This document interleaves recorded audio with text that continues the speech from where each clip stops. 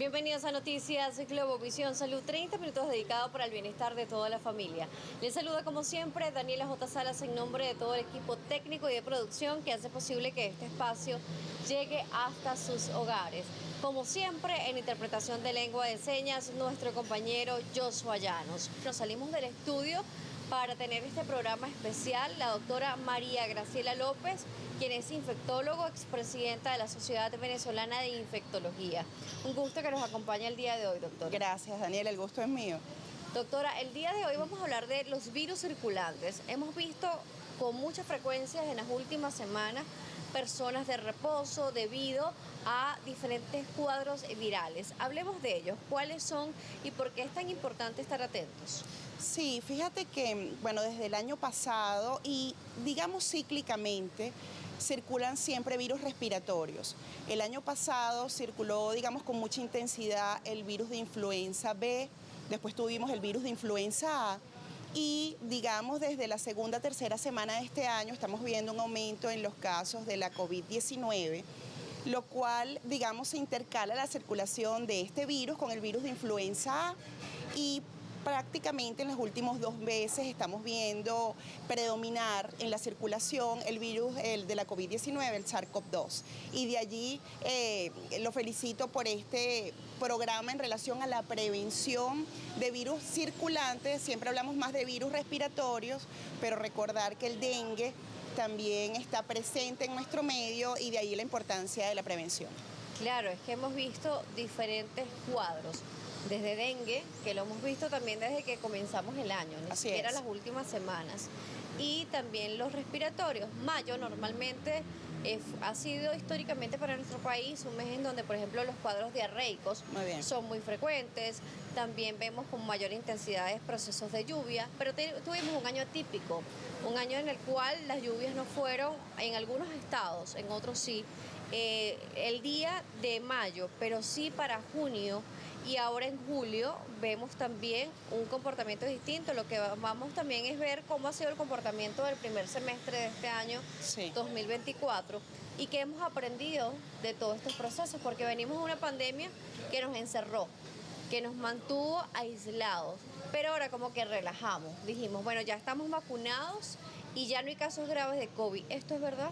Sí, muy bien. Bueno, por ser un país tropical, tenemos la circulación de virus respiratorios todo el año y efectivamente en los meses de lluvia, los que son clásicamente de lluvia, comienzan, digamos, el aumento en el número de casos de algunos virus respiratorios. Clásicamente el virus de influenza era el virus que se comportaba muy estacional en los meses donde baja un poco más la temperatura y aumentan las lluvias. Sin embargo, después de la pandemia de COVID-19 estamos viendo como, digamos, un cambio en la circulación de virus y estamos ahora esperando, simplemente falta ver qué pasa en los próximos meses. Concretando un poco, decimos que influenza ha circulado todo el año pasado, este año ha circulado todo el año con mayor intensidad en los primeros meses del año y el virus SARS-CoV-2, la COVID-19, desde al menos los últimos 2 meses, finales de mayo, todo junio, circuló SARS-CoV-2 y ahora, bueno, en estos pocos días de julio lo que estamos viendo son aumentos de casos de la COVID-19 y algunos casos de influenza A, sin olvidarnos de otros virus como parainfluenza, rinovirus, es decir, digamos, el volumen y la cantidad de virus que circulan es importante, pero siempre hay predominancia uno u otro y ahora es el turno, pareciera, de SARS-CoV-2. Claro, a veces nos preguntamos, porque empezamos a ver, por ejemplo, cuando el virus comenzó a aparecer en el mundo, que si tos, que si estornudo, que si me da fiebre, ¿qué voy sintiendo con el SARS-CoV-2? Y a veces pensamos, bueno, es una gripe, es una virosis, o no sé si es COVID, ya no sé si es dengue. Sí. Entonces para el paciente a veces es un poco difícil entender qué es lo que está pasando con su cuerpo, pero también tenemos la contraparte de que hay pacientes que no entienden qué está pasando con su cuerpo, se siguen automedicando y se siguen quedando en casa o peor, haciendo las actividades y hay virus que necesitan, por ejemplo, reposo del cuerpo para que se pueda mejorar, como es el dengue. Sí, importante. Bueno, primero no podemos ya en este momento diferenciar en los aspectos de síntomas clínicos, SARS-CoV-2 o la COVID-19 de algún otro virus como el de la influenza. Decir que, bueno, porque tengo más o menos dolores musculares, puede ser influenza o no, este no es COVID, realmente es un error. Los síntomas se parecen mucho. Si puedo hablar de alguna diferencia, bueno, primero decir los síntomas, son generalmente fiebre, lo puede producir la COVID-19, también el virus de influenza, tos, mocos nasales, malestar general, dolor de cabeza, dolores musculares, dolores incluso articulares, son comunes tanto para la COVID-19 como para influenza. Sin embargo, lo que vemos en la COVID-19 es la duración de la tos. Generalmente el que le da tos suele ser una tos que puede pasar de 2 semanas o más. Uno habla de después de 2 semanas comienza la franca mejoría, pero bueno, los que nos están viendo en sus hogares saben que algunos los que han, digamos, sufrido la enfermedad en los últimos tiempos han tenido tos que pueden durar hasta un mes. Lo hemos visto en la COVID-19, estamos hablando de la fase aguda, no estamos hablando del post-COVID, que es, digamos, otro espectro de la enfermedad de la COVID-19.